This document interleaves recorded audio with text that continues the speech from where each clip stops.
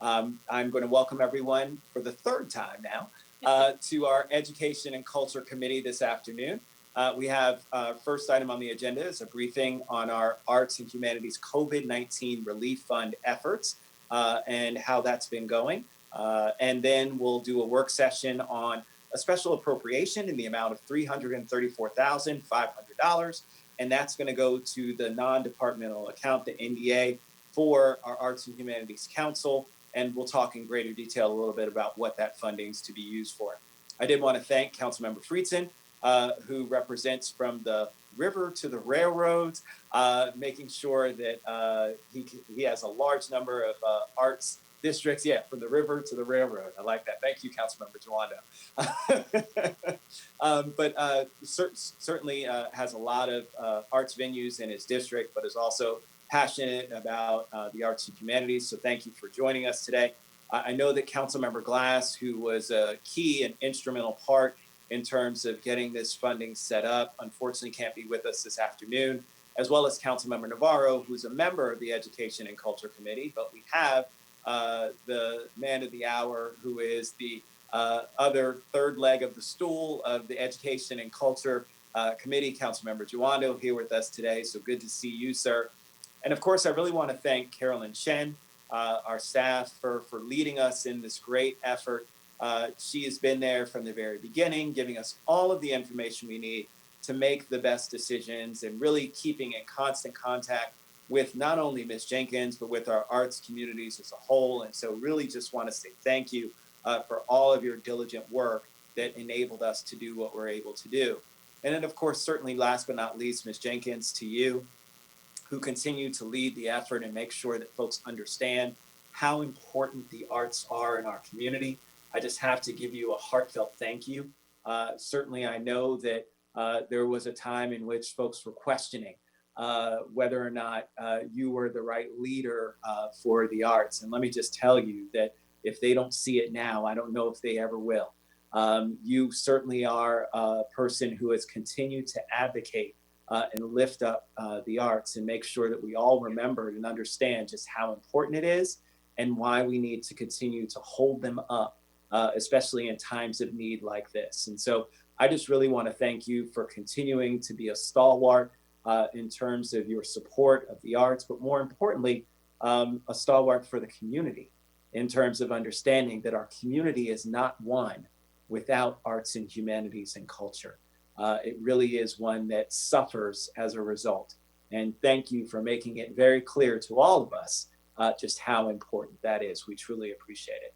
So with that, just wanted to recap. It was July 7th of this year that we actually passed the special appropriation. It was $3 million that was allocated for arts organizations to help with grant funding, to help them through this crisis, to try and make sure that they could still retain as many of their employees as possible, keep their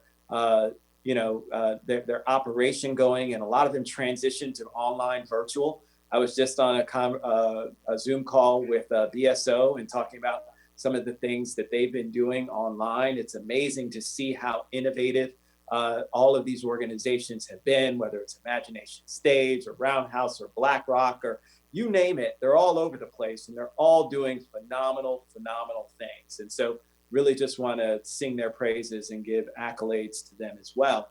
But what we also realized is there were independent artists. There were some individuals out there who needed support as well. So we allocated another $250,000 to make sure that we could help those individuals, those independent artists, if you will, to be able to stand them up during this pandemic crisis as well. And so October 27th, we introduced a special appropriation because we realized that thanks to Carolyn working with Susan, working with some of the groups in the community, that there still needed to be a little bit more funding to make sure that we had gotten to everyone and that we were fairly and equitably distributing this money. And so really just, again, want to thank you guys for that extra look because it's not always easy to get it right the first time. And so, being able to come back to this and make sure that we are able to do everything that we can to help our organizations that are struggling is incredibly important. And that's where we came up with this $334,500. So there's a public hearing and action scheduled for the 10th So we'll make sure that we have that. I only have one member of the committee, so we'll have a recommendation that I'm sure will be coming from Councilmember Jawando. Sorry, Councilmember Friedson, we love you, but you know. And so with that, let me just I'll turn get it to over. vote at full council. It's okay. There you go. That's it. That's it. We'll get your vote at some point.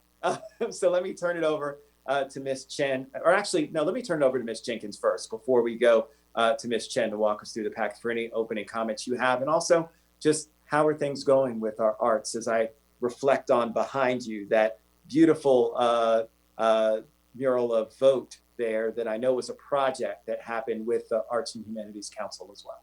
So Ms. Jenkins. Thank you. Thank you very much. Well, first of all, I want to thank each and every one of you for your eyes and your ears and your hearts. This has been a very difficult time for the arts and humanities. I think I told you when I testified in the spring and then again in the summer in July that this has been an existential crisis for our community and continues to be so as a result of the challenges that we've had with reopening. Funding that was made available for reopening has not been funding that our community has been able to partake in because we haven't been able to reopen.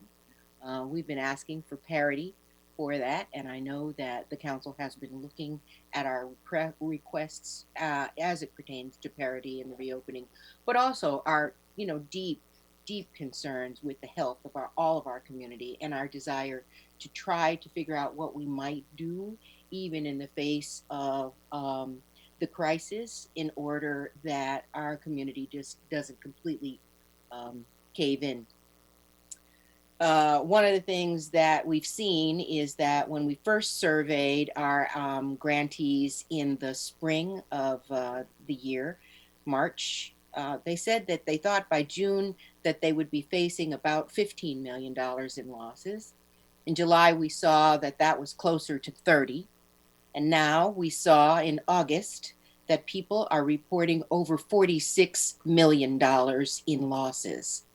So while many of us have gotten PPP loans, emergency grant awards, now it's really down to the bare bones of whether organizations are able to translate all of the good, well-intentioned, interesting, creative, dynamic work that they've put online, how one converts that to be a moneymaker is yet to be seen.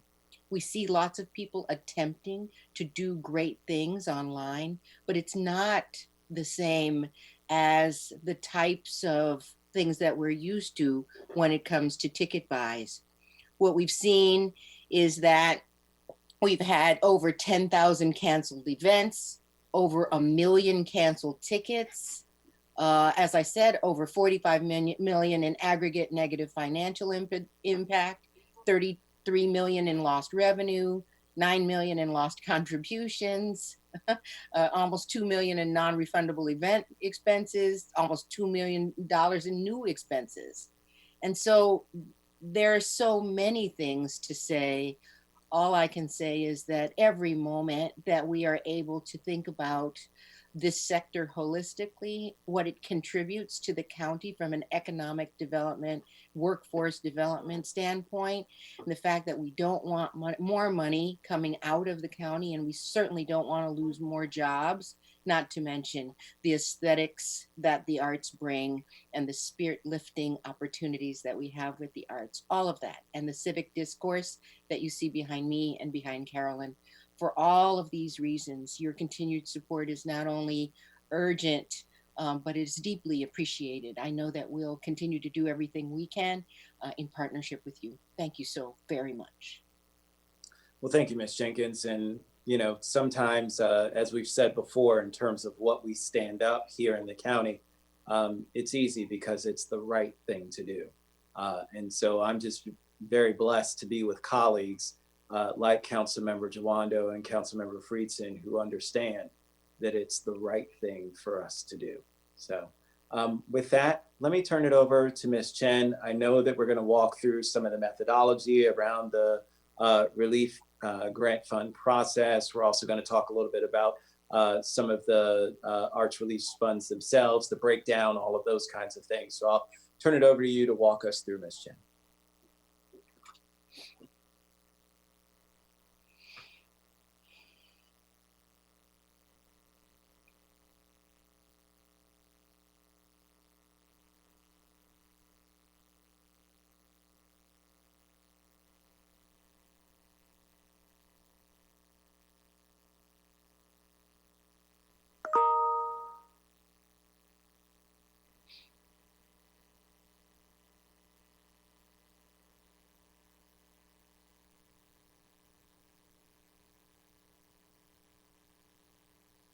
Hello?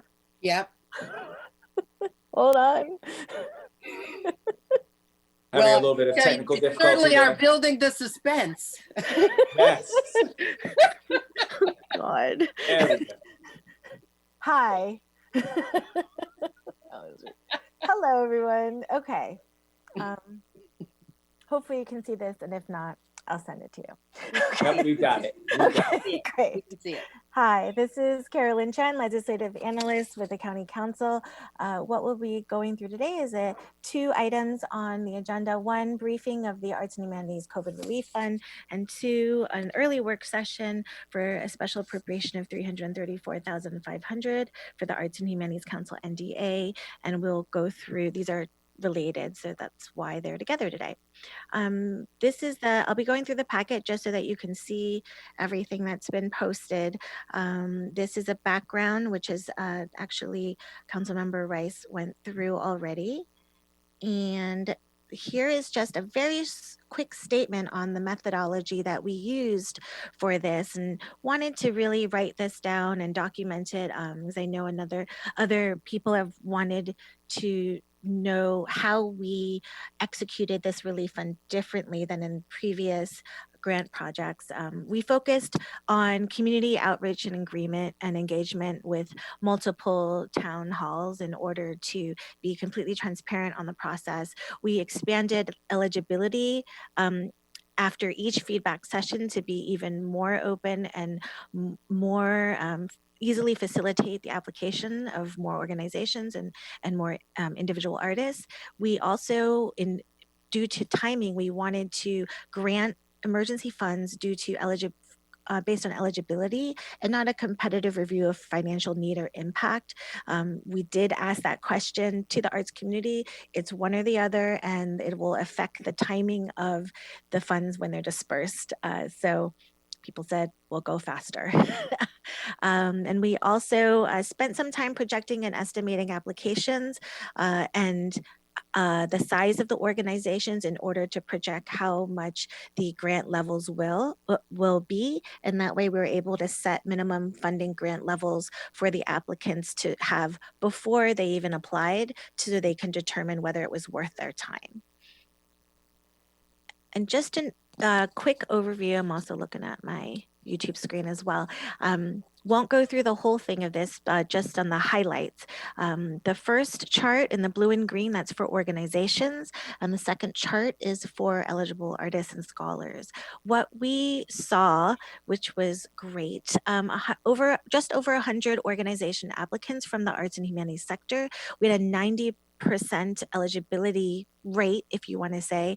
90% of the applicants were deemed eligible, which means all of those organizations received funding. We saw a 24% of the applicants being new to the Arts and Humanities Council portfolio, and the majority of them, 19 out of that 22, were small organizations under $250,000 budgets. I think that's relevant to just point out again, is that when we were projecting, we thought it would be 500,000 and below, but instead we were able actually to reach the smallest of the smallest, if I want to say, or the neediest of the neediest. So that was a welcome surprise. The funding bands were based on organizational budget pre-COVID. The bands ranged from 2,279 and some change to 91,171 and some change. We reduced funding level amounts 9% due to the underestimate of new organization applicants. And that is where we get our first statistic for you, that 290,000 additional funds would be needed in order for all of the applicants that were eligible, 93, to be able to receive the minimum grant levels that we projected. Next is the eligible artists and scholars category. We had 123 artists and scholar applicants. 47% of them were self-identified BIPOC, and 80% of those applied were eligible artists and scholars, which is also awesome and great. most important number here is that 60% of these applicants were new to the Arts and Humanities Council, which means the majority of the current portfolio artists did not apply and really let these funds be available for new, more needy individuals. So that was very exciting. Where every artist scholar received an equitable funding level of 2,551. The maximal funding amount was 3,000 and that's a 15% decrease. So the next statistic is 44,000 more additional funds would be needed so that each one of these 98 would receive the maximum grant of 3,000. And Ms. Chen, before you hop on to the next one, I just wanted to make sure, because we oftentimes use acronyms and a lot of folks don't know. BIPOC, for those, for the millions that are watching at home, that Councilmember Juando says is Black, Indigenous, and people of color. So just wanted to make sure that folks did understand what that meant when it came to, so 47% of them self-identified as Black, Indigenous, or people of color. Go ahead. Yes. Yeah, thank you for that, Councilmember Rice. We have a lot of survey data and demographic data that we have not gone through yet, and we'll present that at a later time, but this was the first one we were able to pull out, as well as the statistics on the financial impact. So thank you for that. Briefly, on page 4 of your packet will be the timeline as it stands now, from our July 7th appropriation to our town halls, to our one-on-one meetings, to our deadline, to our review process. This is just also to be completely clear on what the application process looked like. This is for those who applied and also who might want to apply in the future, that this is the type of timing that goes through the fastest grant process that we can get to.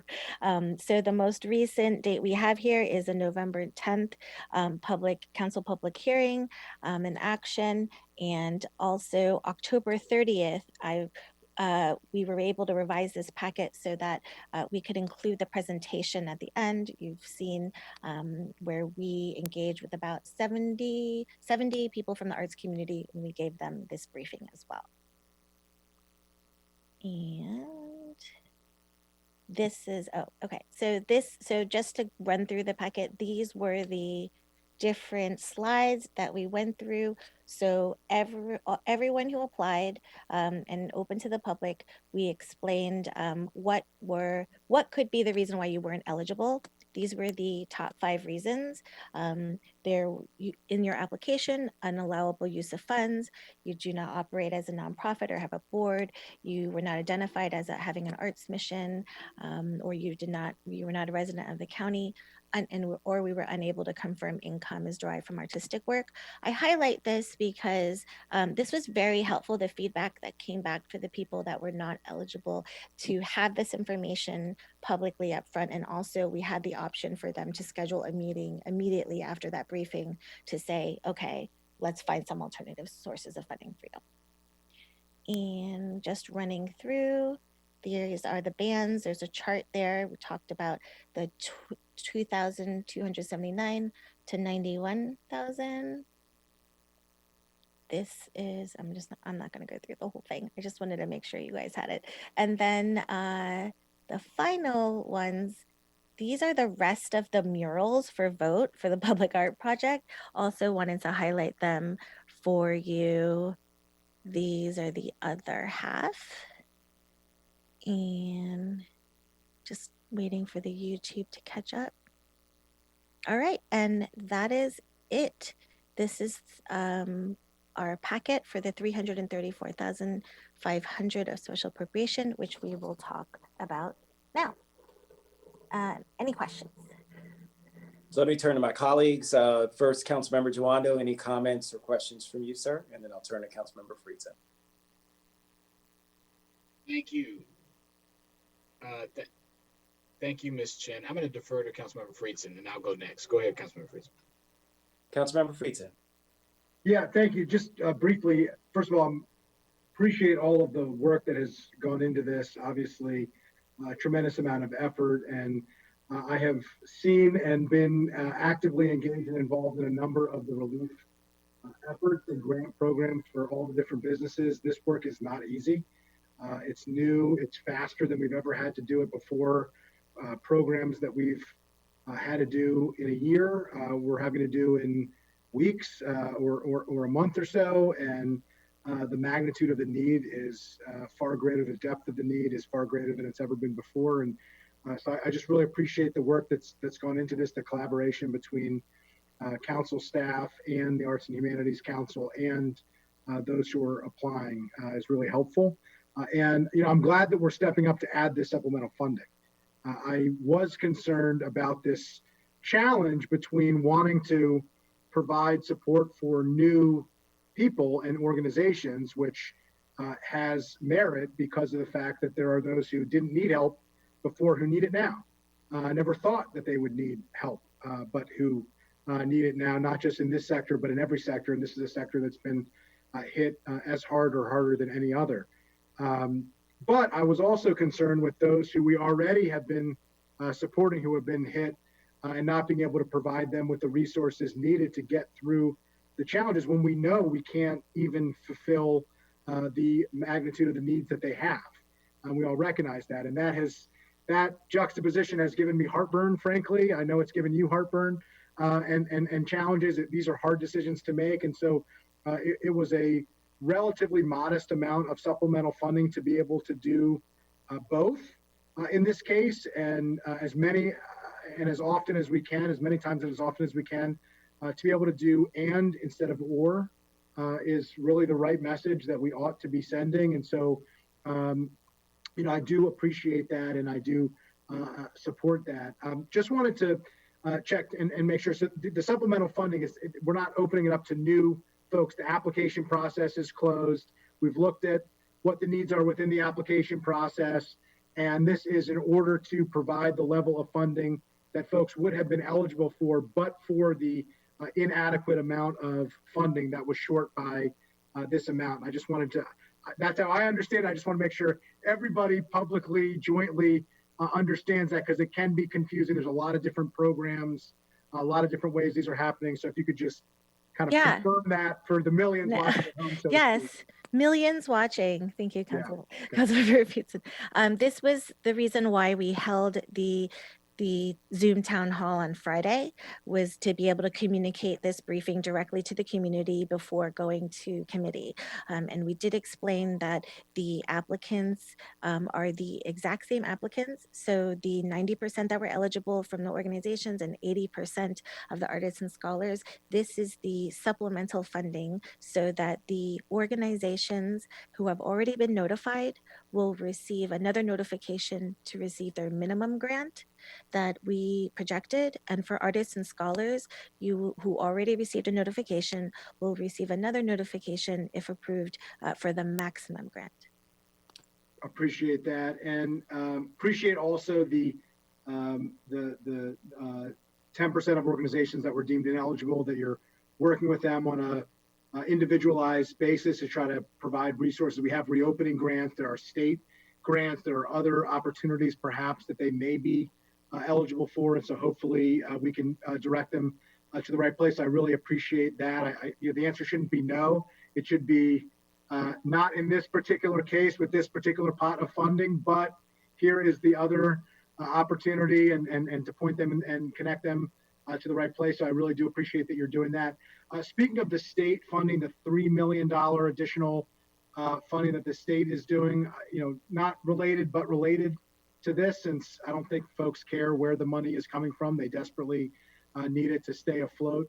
Could you just walk through how these grants relate to those, and how we're connecting these same folks, whether they were eligible or not, to those funds at the state level, and how it all kind of fits together? Susan, please add anything if you'd like. The Maryland State Arts Council, prior to our Arts and Humanities COVID Relief Fund, had already had their application process. So we were able to review their eligibility requirements, review their process, so that our county process was aligned, and that there was no type of confusion between the two. It was that you were eligible for both. It wasn't one or the other. So same with what's going on now. Just as we have our results from from this round of funds, these Maryland States Arts Council has now announced another round. And so now we can actually help applicants on that round as well, knowing what we knew from the first round. So long story short, there is no redundancy, and organizations can absolutely are eligible to apply for county and state funding. There's no conflict. So that's very important. But that also just started, and Susan announced that on Friday, that we will be looking at those requirements as well. It's been extremely helpful to help us with eligibility, actually, to make sure that any organization that's eligible for the county should be eligible for state and vice versa.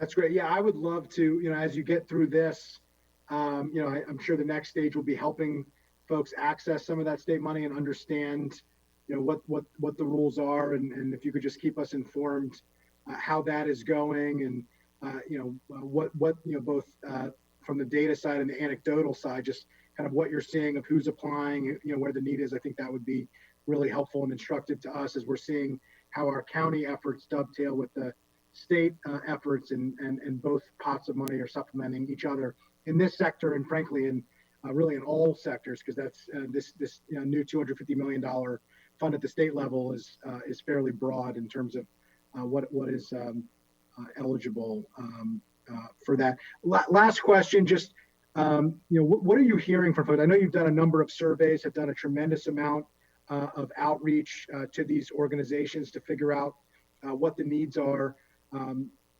After this funding goes out, once the supplemental, assuming that it gets supported by the council, which I have a sneaking suspicion that it will, where will this leave our organizations? How long can they stay afloat? What is the magnitude of the need? What are you hearing either by the survey metrics or by just anecdotal information from them of where this leaves us as a county and where this leaves the arts community once this and the state funding is deployed? I can comment first, and Susan, please supplement. The way we projected the relief funds through the community engagement is that the grant levels will barely cover about a month of operational expenses, which means, but that was important to be able to communicate so that as a community or sector, each organization, individual could project themselves out through the end of the year. After that, it's really based on whether or not they will be allowed, the organization will be allowed to reopen. That was a big point that went through, and also coordinating, and we're starting that now, coordinating large organizations that are county cultural assets, being able to coordinate together and focus additional funding from the state or from other places outside of public sector, to be very diligent about that. There's a lot of uncertainty. The organizations have not been able to project more than even 3 months into 2021, and definitely like 6 months, 12 months, not anything past that. And so what we heard last month about furloughs and layoffs, that was the first round for this calendar year, but the feedback that I've received is starting January, it's a whole new world. Susan, do you want to add? I would agree. And I'd say that the issue, even with January, is for those of you who have even dabbled in the arts, understand that we have a long runway when it comes to presenting the arts. And so not knowing anything by January means that spring and summer seasons are also going to be a wash. Some are not projecting anything until 2022 as a result. So that they could cut down on the incredible heartburn that we are all feeling in this sector, Andrew. So I'd say that what we're seeing is a push to better understand what reopening might look like. But as I said earlier, reopening hopes have kind of been dashed for the winter. Because it's just not going to be practical to present some of the works outside. We just don't think that the weather will allow us to do that. So I think that we could expect that December or so, we should really start thinking about what other avenues we have for additional relief funds, because I believe that people are going to be struggling mightily. Right now, as I said earlier, people are coming up with new business models, but it doesn't mean that they're lucrative. These models are, for the most part, lots of trials, lots of tests. They might have been tested in another market with different demographics, different audiences. So you don't know whether or not that's going to take and whether or not you can charge for some of that work. So all of this sounds like what it is. And what it is that we just don't know. Appreciate that. I just think it's important to keep in mind that just like with all the other efforts that we're doing, it's significant, it is meaningful, it's perhaps as much or more than almost any other jurisdiction in the country is doing, and yet it's not even close to enough. And that's true on food security, it's true on restaurant and retail relief, it's true on arts relief, it is true virtually across the board. And I just think it's important that while we take pride in the fact that we're supporting our arts community in this way because of how strongly we feel about its importance to our quality of life, our education, and our economy, people are really hurting, and they're going to be hurting just as much almost after we do this as they are now. And I just think it should temper our conversations as we talk about this, because there's a lot of pain and challenge out there for people who have spent their entire lives honing their skills and talents to be able to perform, and now aren't being in a position where they can perform it and aren't really clear of perhaps when they can. So I just thought that was important to note. But again, thank you for all the work here. Really appreciate my colleagues who have led on this effort, and appreciate both of you and all of your colleagues who have helped to implement this, and all of the support and effort from folks in the arts community who have stepped up to try to help them, which is really important as well. So I just wanted to, I can't vote here, but I would be very strongly voting in favor of this, and look forward to the chance to be able to vote for it at full council, assuming that my colleagues give it the due consideration I believe it deserves. Thank you, Council Member. Well, thank you very much, Councilmember Friedson. And yeah, it harkens back to what Ms. Jenkins said at the very beginning, which was, I think, a total of $46 million in losses. Right. So, I mean, we're looking here at 3.5 some odd million. When we add up the additional 334,000, I think it's like 3.584, something like that. I mean, again, that's, nowhere close to the amount of loss. And when you look at large organizations like Regal Cinemas and others who have decided to shutter their doors completely, right. I mean, this is where we are. I mean, and it really is one in which, yeah, you're absolutely right. I mean, what we're trying to do is trying to give folks a shot of, some IV fluid, although the reality is that they're in a situation that's like stage 4 cancer at this point. And it's like, that's all we can do. And hope for the best. And so I wish we could do more. We'll see after the presidential election dust has settled, and if the federal government comes up with another relief package. And so hopefully from that will trickle down to us and certainly help us to do more for everyone across the board, just like you said, Councilmember Friedson. So I think that, look, locals are strapped between only being able to do so much, right? And so we have more work that's being done, and we have less income that's coming in. And so for us, it's incredibly challenging. And the reality is that I don't see any light at the end of this tunnel anytime soon. And I want to be real about that, just like I was real about it when, we closed our schools back in March. And I said, look, in an education and culture committee meeting, and Councilmember Duando remembers, I was like, I don't see us coming back to school until we have a vaccine, and a widely distributed vaccine. The same thing applies to some of our arts organizations. Now, I know that there have been many out there, and I've had conversations with many, including Ms. Jenkins, about how if we have other organizations open, maybe we could have something along the lines with our arts organizations open as well, for some of them practicing the same models of social distancing and procedures that are laid out by our health department. But the reality is that in the midst of where we are right now, to where cases are spiking worldwide, no one's asking, well, I shouldn't say no one. because we get the emails. But Ms. Jenkins and a lot of folks aren't asking for that right now because they understand where we are. And I don't know when that's going to end. And so there's so much unknown that's out here that I agree with you. Your point is very well taken that, look, you know, this is nice, but is it saving people? No. And we know that, right? It's not saving anyone across the board with all of the stuff that we've done. We've just kind of given them a little bit longer to maybe feel a little bit more comfortable. But again, it's not saving anyone at this point. That's the sobering aspect of where we are, and especially one in which we don't know where the end is. We don't have an end in sight. We don't know what's going to happen with vaccinations.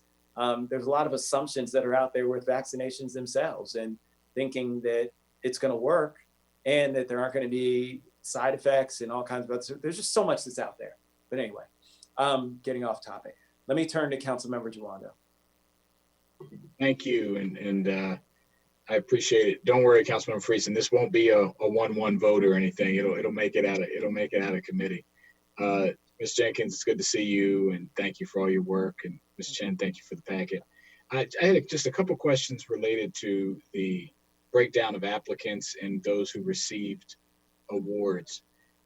Really happy to see that, you know, just under half were Black, Indigenous, and people of color for actually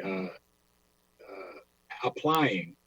Is that, what about the number of who received grants?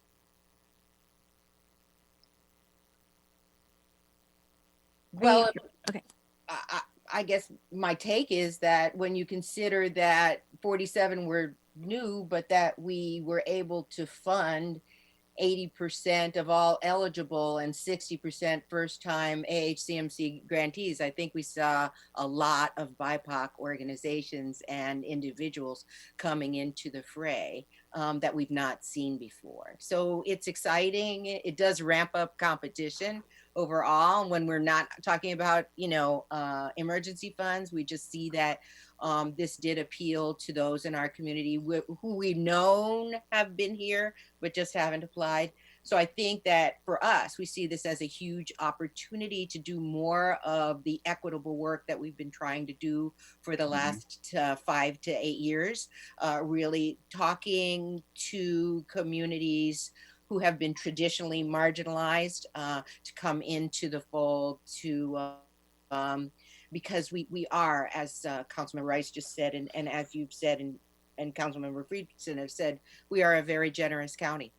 And there are lots of organizations who understand how to get the best of that, but we've seen that some marginalized communities haven't. So this, hopefully, this streamlined process and the appeals that we made, hopefully will resonate in these communities that we have not been able to reach before. And I'm particularly thrilled about that. Yeah, no, I am too. And I think overall, extremely successful. I agree with my colleagues. You know, unfortunately, this is one of the many areas where there's so much need and so much to do, and we can't reach it all. Of the people, of the 20% of the artists, for example, who weren't eligible, what were some of the reasons people weren't eligible?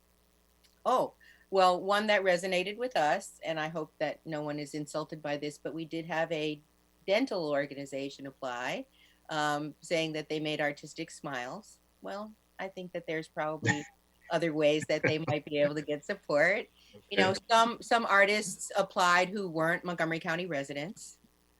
Some artists applied who did not say that art was their primary business. They're not particularly artists. They make art, but it isn't their primary. And other things similar to that. Okay. But for the most part, you know, there were very few of those, because for the most part, people who do this work understand how to respond. And I think that those who were really needing the funding and who were those who we intended to receive the funding will receive the funding. Well, I appreciate that. And my last question,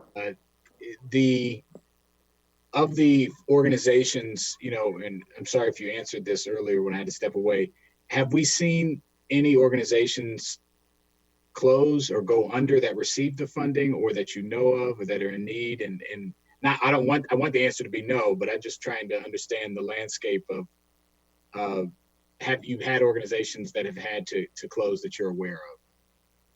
Not yet, but Good. I expect it to be so. Okay. I just want to be really honest and say, not yet, but it could be that they can't bring themselves to say it. It could be that they keep hoping that something will be different, or it could be that, and we've been so busy with this work, and there's been a lot of it. We haven't been able to really get this question answered. But what I saw in 2010, and Councilmember Rice would recall, we saw a few mergers after that. We saw two really big major mergers in the county.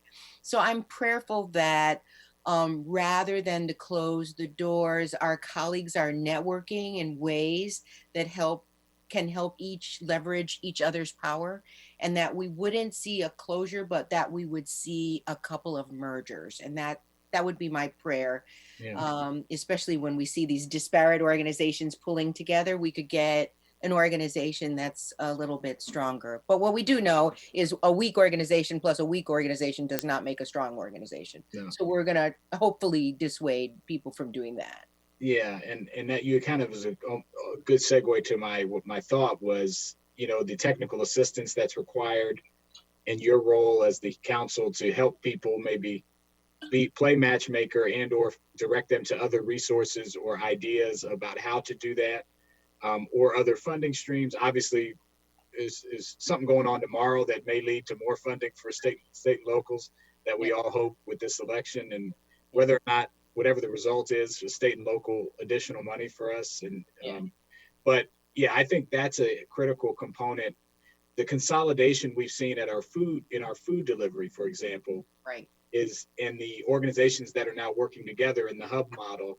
I think that's one of the many things that we can learn in other fields and try to, not everyone needs to create their own nonprofit. You can work together, or partner at least, and leverage resources or space or whatever. So I know I'm glad you're doing that, thinking that way. And that's something to think about too, if there's ways we can be helpful in that part of it, that TA side, other than the direct support. I'm glad you're playing that role. So thank you. Thank you. Actually, I find mergers quite exciting and really great ways to leverage power. So, I'm hopeful. We've even been thinking about what we might do at the Arts and Humanities Council in order to be more supportive of some of our other sectors that we see that don't get the kind of support they need. So, we're talking about it all the way around, and that's the kind of professional development and technical assistance we offer. I actually sat with the merger of those two bigger ones. I sat at the table talking about the merger together with their attorneys to try to think about how we would do it, when would be right timing, that kind of thing. So I think that certainly we don't want to see anyone go under. And my challenge is that I think some organizations may be waiting to see, like, can we just get through the election and everything is going to be fine? But us here today, we know it won't be. So I think also people are saying, well, are all the, reopening money, is that all going to be gone in case some switch turns and we come back on? And I say, we need to step back here and just say, what will that mean? And if we do allow the arts and humanities organizations to reopen, is there going to be funding for them to receive some of the support that other small businesses have gotten, because we haven't been able to enjoy those funds because we can't reopen right now. I sound Thank like you. a broken record, but We understand. That's why we're here. So thank you, Mr. sorry. Well, thank you very much, Councilmember Dwando. Ms. Chen, did you have your hand up? I'm sorry. Yep, go ahead. Just quick segue. That was actually a perfect whole flow actually to the two final discussion points that were on the packet, which is one discussing capacity building funds for the Arts and Humanities Council in Montgomery County in order to provide additional space within their staff for technical assistance and to make sure that these funds are dispersed by the end of the year. Additionally, and this is, I didn't see this link until now, Councilmember Joando, but the Consolidation Hubs, we're actually discussing with Thrive Montgomery as well as Economic Development to start organizing the arts sector in the Arts and Humanities Arts District, Entertainment Districts as the hubs, I guess. We've never thought of it. I've never thought of it that way, but, and that's, we want to talk about I don't know now or later, but we wanted to at least highlight that that's kind of the next, if I could say phase 3, if this is phase 0, I don't know, phase 3 of organizing the arts sector so that we can focus funding and we have a very easy starting point of the arts and entertainment districts that and who's involved in that. So and another discussion, there'll be a geomap. So we have the addresses of all the organizations and individuals so we can see where our investment was made for these particular relief funds. So just wanted to highlight that those were the final 2 discussion points. So along those lines, Ms. Chen, I think that again, we do certainly recognize, as we've done with any of our other departments that are out there doing this work. I know we stood up the Food Council when the Food Council needed to manage the distribution when it came to food insecurity and work with other organizations to give them the support that's necessary. So I agree wholeheartedly with that. Do we have a cost associated with that? There's been a range of 1.8 to 2% of funds distributed. This is with other jurisdictions as well who are administering funds. The amount has gone as much as 10% of the fund, but I think we're within the 1.8 to 2% range and for what is needed for the rest of this year. That gives a number of 71,000 something, 690, I think, Right. at 2%. Yeah, and then that would be for the relief funds here, and then the arts and entertainment district is for capacity building during budget season with economic development. So that wouldn't be a one-time. So from my perspective, and I'll just speak from my perspective and then turn it over to Councilmember Joando, who's a member of the committee who can certainly make a motion to amend. From my perspective, I think this is the right thing for us to do.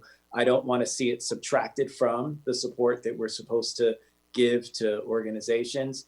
And I don't want to have an organization, Ms. Jenkins, you said at the beginning, to where employees are already stretched thin, trying to do everything that they can, and then still at the same time, ask them to do more with nothing, right? With no additional. And so I think that, having that additional support to make sure that this is seamless, this rolls out the way it is, but even more importantly, that they continue to get increased support in a time in which they need it, specialized support at that, is just an incredible benefit. And so I'm not sure from a procedural perspective, Ms. Chen, because we've already at this point introduced, correct? So because this is a work session, no, yeah, we have the right to amend in committee. So yeah, so that would be my suggestion, but let me turn to my colleague on the committee for some thoughts he may have.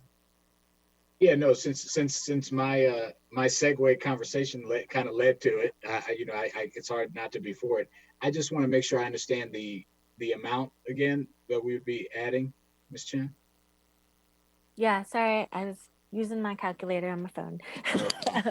71,690. So this is 2% of the total amount that we've given as relief with the additional special appropriation. So the special appropriation we're discussing now is at 334,500.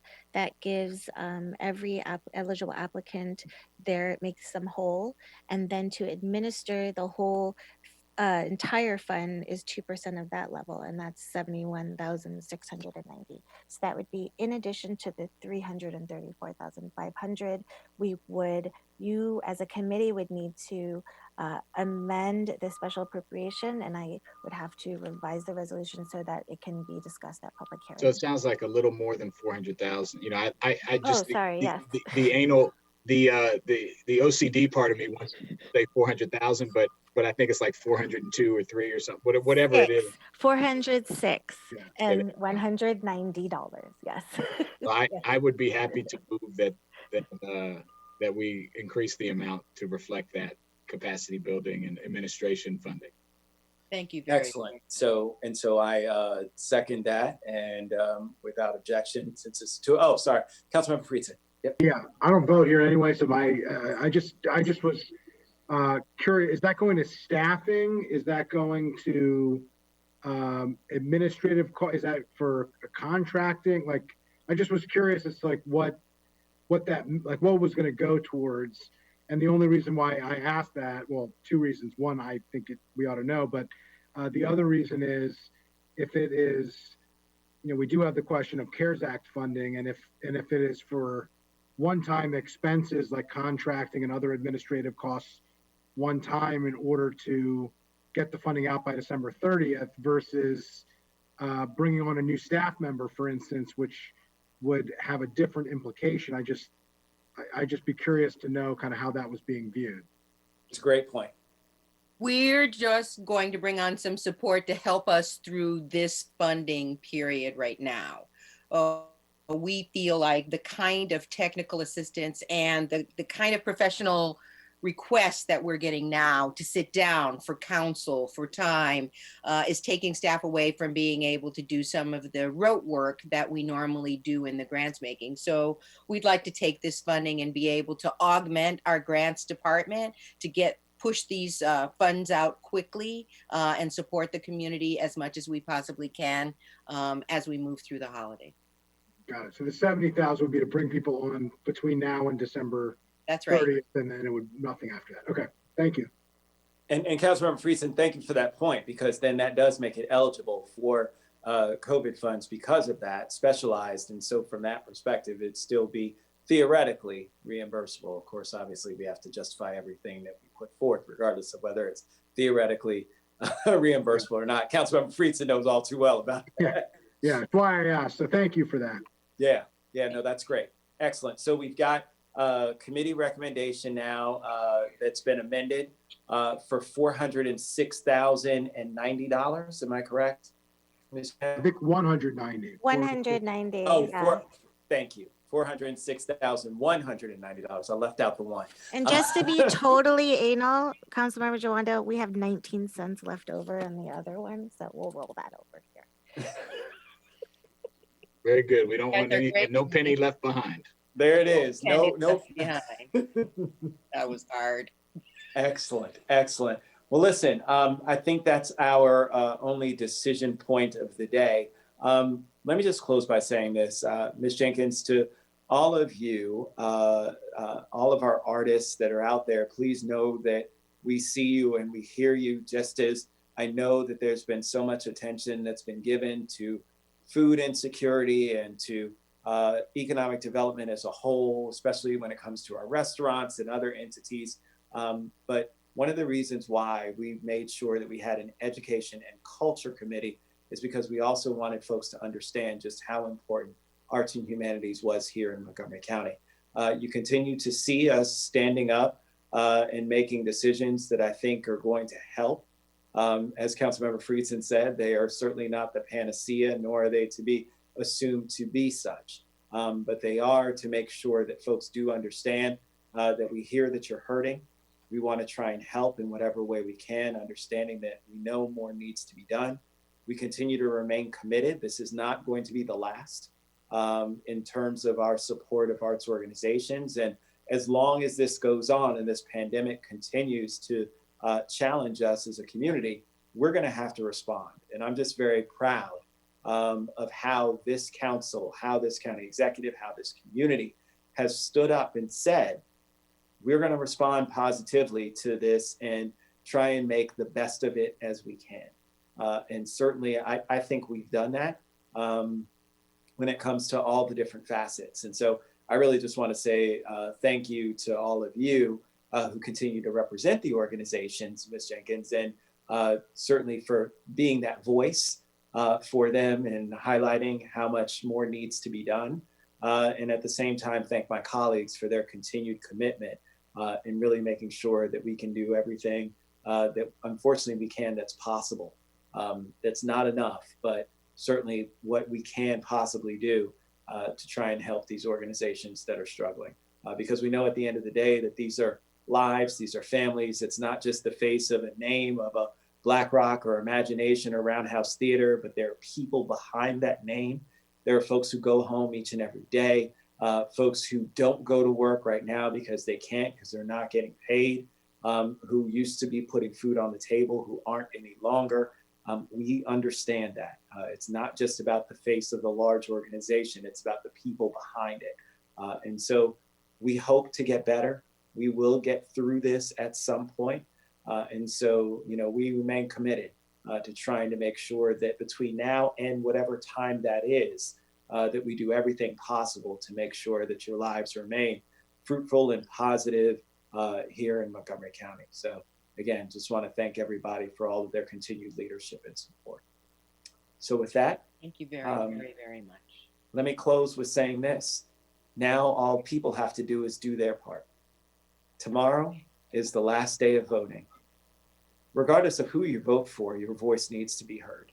And I know that unfortunately in times like this, where we see things that are very divided, that folks get frustrated. But the reality is that decisions like this that are made every single day about you, for you, but they shouldn't be done without you. If you don't vote, those decisions are made without you. Have a seat at the table. Make sure that your voice is heard. Make sure that you're a part of the process. Go out and vote, guys. All right. Thank you very much. You guys take care. Stay safe. Make sure you wear your mask. Thank you all very, very much. Bye-bye. Here. Bye-bye. Bye.